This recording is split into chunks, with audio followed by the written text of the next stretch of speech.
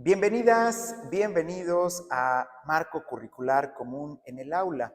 En este capítulo vamos a hablar sobre los elementos del marco curricular común y su implementación para el diseño de las clases.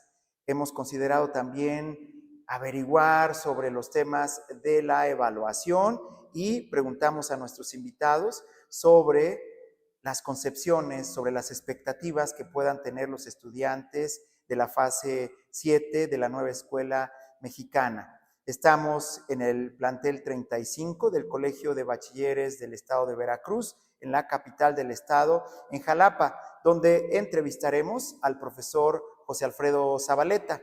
Él es jefe de materia de pensamiento matemático en el COBAEP. También haremos un enlace a Mazatlán, Sinaloa, donde entrevistaremos a Paola Valenzuela. Ella es profesora de un sistema privado de educación media superior, el sistema Multiversidad Latinoamericana en el plantel Barrancos en Sinaloa. Vamos a iniciar preguntándole al profesor José Alfredo cómo se lleva el marco curricular común a la planeación de las clases. Profesor, bienvenido. Buenos días. Hola, doctor. Muy buenos días. ¿Qué tal? Un gusto estar aquí con ustedes. Gracias, José Alfredo. ¿Podría comentarnos, profesor, cómo deben los profesores de educación media superior reconocer, utilizar los conceptos propios del marco curricular común para la planeación de la clase? Claro que sí, doctor. Todos los recursos y todas las áreas tienen progresiones. Me gusta pensarlo como que la progresión es la columna vertebral de todos estos elementos.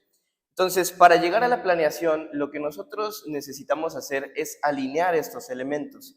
Dependiendo del recurso del área y de las WACs que las integran, nosotros vamos a tener que considerar unos u otros elementos. Por ejemplo, hablando de ciencias experimentales, naturales y tecnología, podemos hablar de conceptos centrales y conceptos transversales. Sin embargo, en otras, como lo es pensamiento matemático, no tenemos estos conceptos y tenemos por su lado categorías y subcategorías.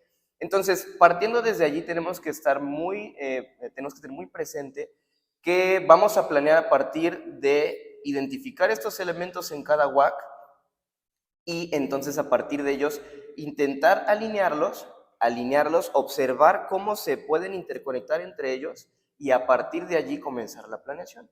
Entonces, por ejemplo, el primer paso pues es dar lectura a las progresiones, hacerse consciente de las progresiones, de lo que se busca desarrollar en ellas y entonces, por ejemplo, en pensamiento matemático, voltear a ver las metas y tratar de hacer una identificación de contenidos. Vaya, esta parte del marco curricular común que nos permite a los docentes esa flexibilidad, nosotros tenemos esa libertad de abordar mediante nuestras estrategias y nuestra identificación las progresiones desde nuestra mejor experiencia. Lo cierto es que, por ejemplo, necesitamos también estar conscientes de, digamos, además de la contextualización, brindar a los alumnos, por ejemplo, hablando de COBAEP en todo el estado, es complicado en este sentido de la interpretación del docente, hablando de un docente que está en el norte contra un docente que está en el sur, podríamos tener esta diferencia muy marcada de que si lo dejamos a la interpretación, los contenidos varían. Entonces, es muy importante también dar una guía de contenidos a los docentes observando estas progresiones. Entonces, como le comentaba, progresiones, metas, y posteriormente podemos ya de ahí alinear categoría, subcategoría y finalmente el aprendizaje de trayectoria. Los profesores de los distintos recursos sociocognitivos, recursos socioemocionales y áreas de acceso al conocimiento tendrán que ubicar esto que usted menciona, las progresiones, las metas, los aprendizajes de trayectoria, conceptos centrales o categorías. Y una vez que han ubicado esto, que se han leído los documentos oficiales, un maestro de matemáticas, como usted, profesor, ¿cómo mezcla los temas con esta nueva manera de enseñanza, con esta oportunidad de reinventar nuestra docencia? Pensamiento matemático, pues, es un recurso sociocognitivo que está integrado por 3 WACs en principio en el marco curricular. Y entonces, ¿cómo es que nosotros, por ejemplo, llevamos o partimos de esto para llevarlo al aula y ver los temas, ¿no? Entonces, viene esta parte muy fina y que es responsabilidad de cada docente de hacer una lectura muy detallada de las progresiones. Entonces, por ejemplo, un error que se comete mucho y que cometimos al inicio es leerlas o digamos ponernos a hacer el análisis de las progresiones y de los contenidos sin haber leído previamente todas. Entonces, a veces eso nos provocaba que termináramos con progresiones con muchos contenidos o contenidos que se abordaban después. Pues entonces parto de la lectura de las progresiones, volteo a ver siempre mi meta, porque eso es muy importante.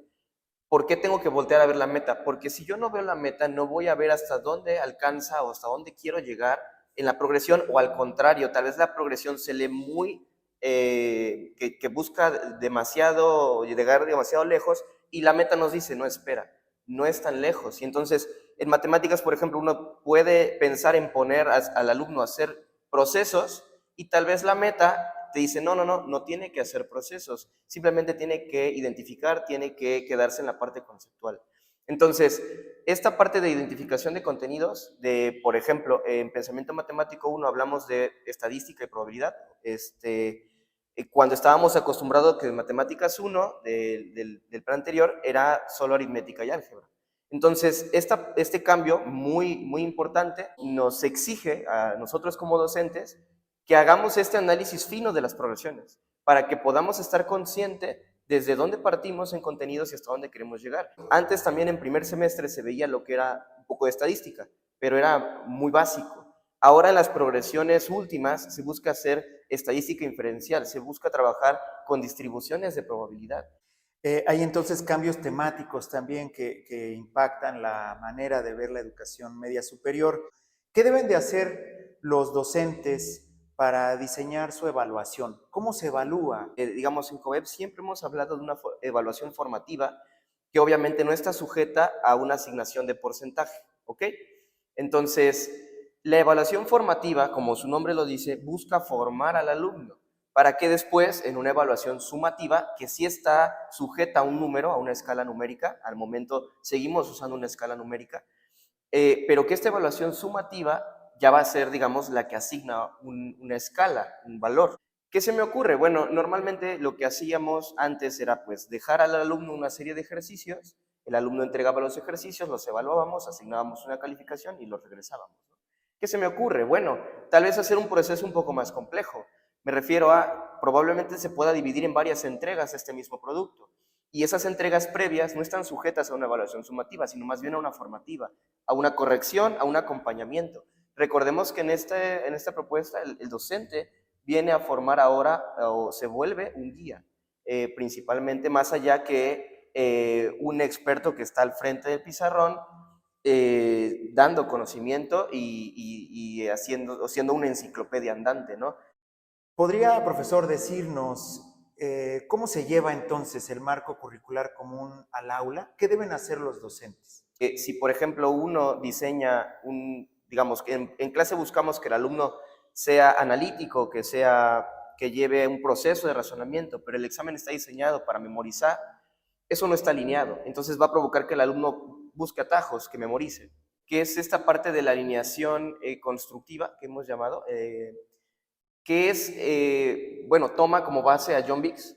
Él dice que para que, digamos, tengamos una evaluación y, digamos, funcional y que el alumno también no tenga atajos, debemos de alinear 3 elementos, que es la intención del docente, la intención de la evaluación y la actividad o el proceso del alumno.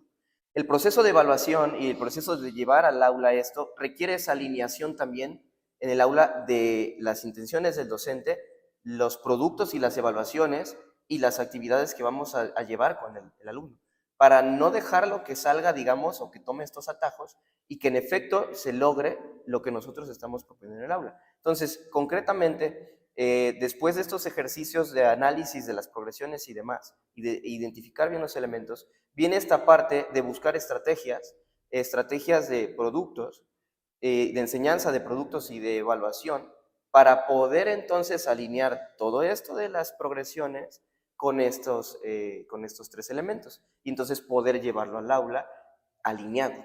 La propuesta de John Biggs, por supuesto que resulta para los profesores un reto. Es correcto. ¿Qué otros retos identifica para los profesores que están implementando el marco curricular común de la educación media superior? Bien, además de los que, digamos, de esta parte de la alineación de John Biggs, que él pone al centro al alumno que no es el alumno de 10, digamos, él se preocupa por aquel alumno que no es el que sabemos que siempre le va a ir bien, lo pone al centro. Más aún, considero que otro de los retos para los profesores va a ser este cambio de que tenemos muchos años haciendo lo mismo, ¿no? Con este modelo de yo estoy al frente, yo estoy aquí en mi clase expositiva, yo soy una enciclopedia y tú recibes todo de mí. Ahora no, ahora justamente somos guías. El alumno se vuelve un alumno activo, se busca que sea activo.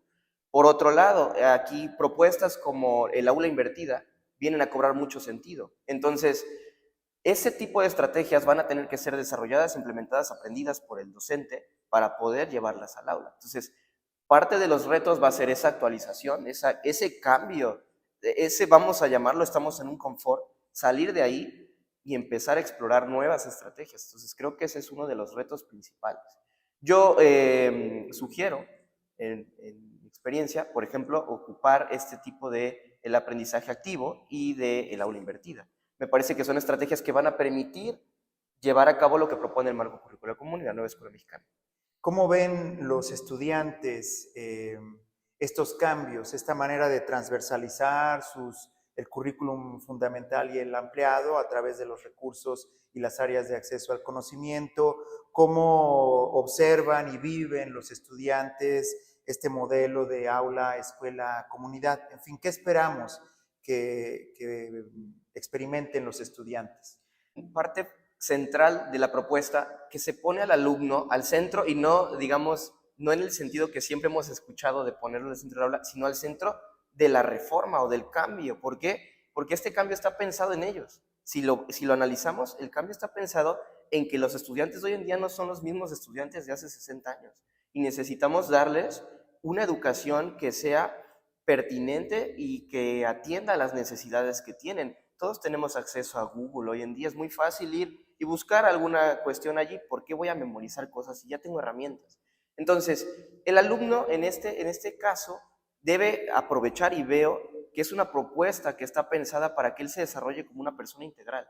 Precisamente en este modelo de la escuela abierta, lo que buscamos, lo que se busca, es que el alumno observe su contexto, vea qué problemáticas le aquejan a la sociedad, a él, en su familia, en su comunidad en general, y pueda atender esos problemas desde lo que aprende acá en la escuela.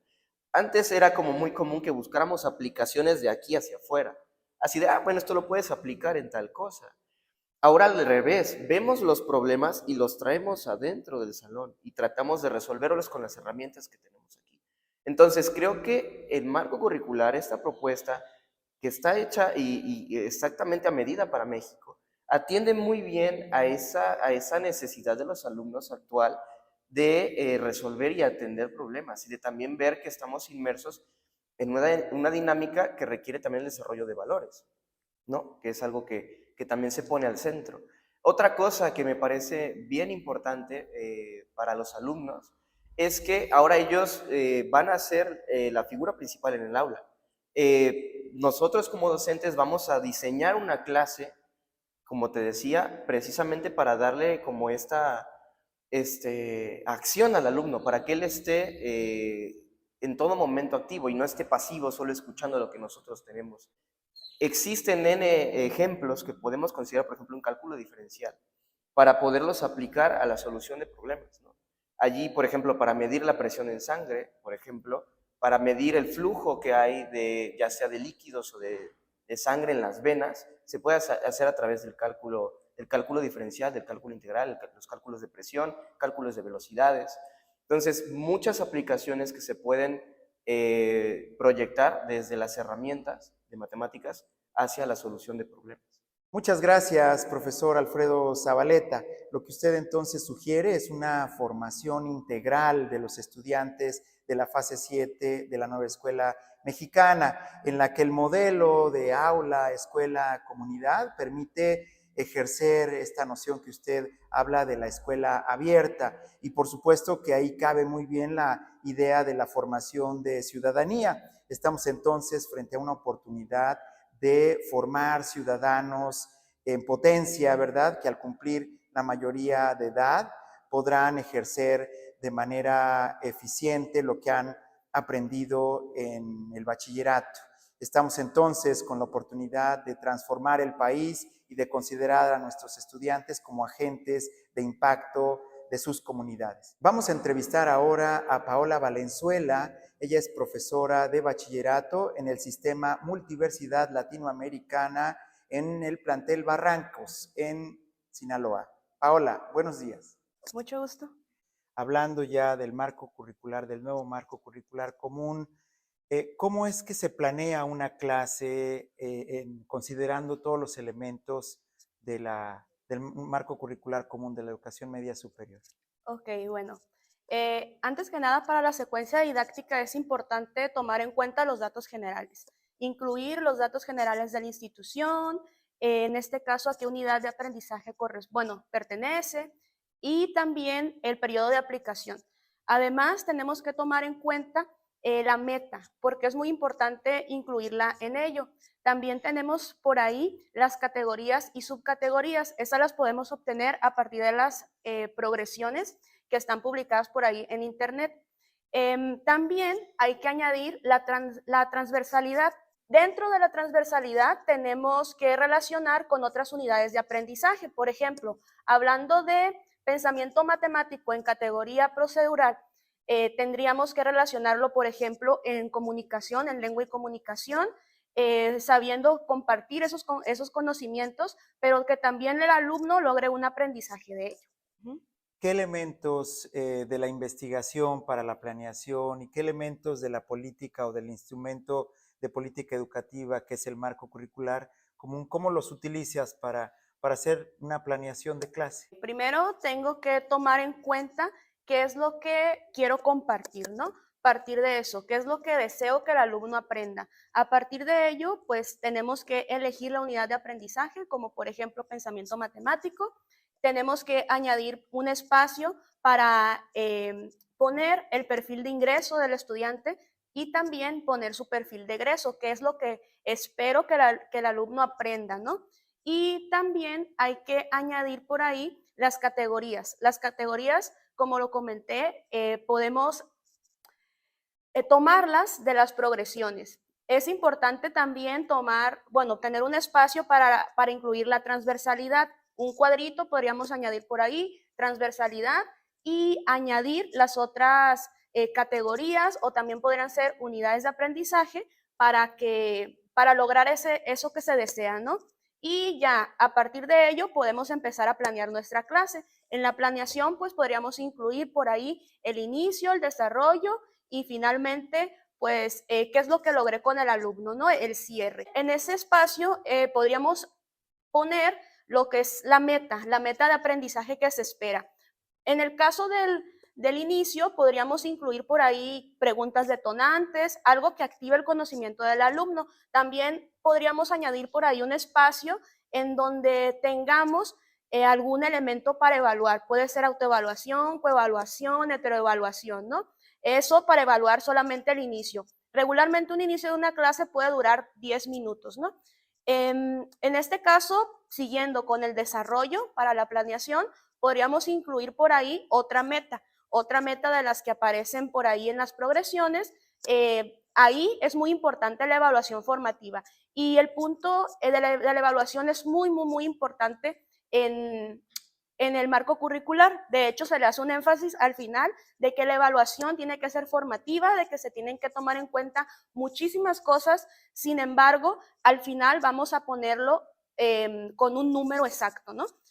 En esa parte, ahí pues se va a escribir todo lo que se espera que el alumno aprenda, de qué manera lo vamos a lograr, y también podríamos incluir cómo se va a evaluar esa parte, ¿no? Igual, puede ser autoevaluación, heteroevaluación o coevaluación. Finalmente, para el cierre regularmente se puede concluir con lluvias de ideas, por ejemplo, qué es lo que el alumno aprendió realmente en la clase, cómo lo relaciona también con otras unidades de aprendizaje y finalmente, pues igual podríamos elegir por ahí alguna forma para evaluar ese punto, ya que como lo comenté anteriormente, en el marco curricular se hace un énfasis en la evaluación. Maestra Valenzuela, nos ha hecho una narración sobre la interpretación del marco curricular común y cómo toma los elementos, cómo ha revisado usted las progresiones de la unidad de aprendizaje curricular que va a abordar y ha hecho una mezcla con estos dos instrumentos para proponer un diseño de clase. ¿Cómo llevan el marco curricular común al aula? ¿Cuáles son los retos? Los retos principalmente son el desconocimiento, podría ser el desconocimiento del marco curricular. Se necesita que el docente realmente lea el marco curricular, que lo entienda y que lo pueda interpretar para que pueda plasmarlo en la secuencia. Entonces, ese es uno de los principales retos para el docente tal cual, que necesita tener un conocimiento muy amplio acerca del marco curricular. Otro reto que tenemos quizá por ahí podría ser el poder relacionar las unidades de aprendizaje con las demás, porque quizá podríamos tener por ahí docentes que están muy enfocados en un área, y les es un poco complicado poderlo relacionar con otras. Entonces, en este caso, el docente necesita capacitación para ello, ¿no? Es un reto muy importante porque es un cambio total, además de la cultura digital, que pues es el centro de, así que quizá por ahí también podría ser un reto muy importante, ya que hay algunos docentes a los que se les complica muchísimo el uso de herramientas digitales. Claro, la transversalización, digamos, de la cultura digital. Usted antes del marco curricular común daba biología. Ajá. ¿Qué retos tiene esta nueva manera de ver a las ciencias como una unidad integrada en la definición de progresiones, en la definición de aprendizajes de trayectoria y de metas de aprendizaje que incluyen temáticas que usualmente las partíamos y que generábamos parcelas de biología, de química, de física? Ahora la visión es integrada. ¿Qué retos implica para una profesora de biología que ahora tiene que tener esta visión integrada? Ok, en este caso la unidad de aprendizaje es ciencias naturales y tecnología también. Entonces ya no vamos a tener biología tal cual, sino que en el sexto semestre vamos a tener por ahí ecosistemas y organismos, dividido en 2 semestres. Así que es como un poco más específico. Sin embargo, el docente tiene que estar preparado también en otras áreas como lo es química, para poder relacionar, no sé, quizá la composición de los organismos que están compuestos por carbono, explicar un poquito quizá acerca de la química, también relacionarlo con la física, por ejemplo, el ser humano, cómo se desarrolla en su ecosistema tal cual. Entonces, es un reto, sí es un reto, no es tan complejo cuando el docente realmente se enfoca y toma en cuenta o quizá platica con otros profesores para saber de qué manera puede integrar, en este caso, los conocimientos. Paula, los estudiantes, ¿cómo ven el marco curricular común? ¿Cómo ven la enseñanza de ciencias naturales y tecnología? Creo que al estudiante le va a gustar muchísimo porque el estudiante está cansado de ver, por ejemplo, procedimientos matemáticos y la pregunta que hacen es, ¿y esto para qué me sirve cuando voy a comprar tortillas? A mí me hace mucha ilusión poder implementar eso con los estudiantes. Yo en el quinto y sexto semestre impartía las asignaturas de cálculo diferencial, cálculo integral y ciencias de la salud 1 y 2. Entonces, yo por ahí, como era la docente de ambas materias, relacionaba una con otras. Por ejemplo, en ciencias de la salud 2 se ve la farmacología. Entonces, tenemos por ahí un tema que son los índices terapéuticos y con eso podíamos hacer por ahí áreas bajo la curva, que era ya aplicación del cálculo, para poder saber cuál era la dosis exacta, por ejemplo, no sé, de paracetamol para un paciente. Entonces, ahí estamos relacionando las dos asignaturas y a los alumnos les gustaba muchísimo porque decían, ya sé para qué me sirve el cálculo. Entonces, me hace mucha ilusión el poder relacionar con otras asignaturas, en este caso van a ser unidades de aprendizaje, con los alumnos, ¿no? Me hace mucha ilusión que los alumnos pues tengan esa transversalidad. ¿Qué significa esto para los profesores? Digamos, poniendo la transversalidad al centro, un profesor que usualmente se dedicaba a los temas de su materia, de su asignatura, ¿cómo transversalizaría su visión en el marco curricular común? La pregunta es un poco compleja porque en este caso tendría que el docente relacionar su área con las demás áreas. Es todo un conjunto. En este caso es una aplicación de los conocimientos que se imparten. Buscar de qué manera se puede aplicar a la vida diaria y qué es lo que tenemos que tomar en cuenta para. Así que se necesita capacitación para lograr una transversalidad, para que el docente sepa, en este caso, qué es lo que se necesita añadir, de qué otras unidades de aprendizaje para lograrla. Así que sí es un tanto complejo realmente lograr una transversalidad porque se necesita de mucha disposición también para lograrlo, ¿no? Agradecemos las respuestas de la maestra Paola Valenzuela. Es muy importante para esta serie de videos escuchar las acciones, las opiniones y las estrategias que están siguiendo los bachilleratos de financiamiento privado. En estas dos entrevistas hemos escuchado a dos expertos en el marco curricular común, en la fase 7 de la educación media superior, y no resta más que invitar a las profesoras y profesores que están viendo esta serie de videos a reflexionar en torno a las respuestas que nuestros colegas nos han dado. Hasta la próxima.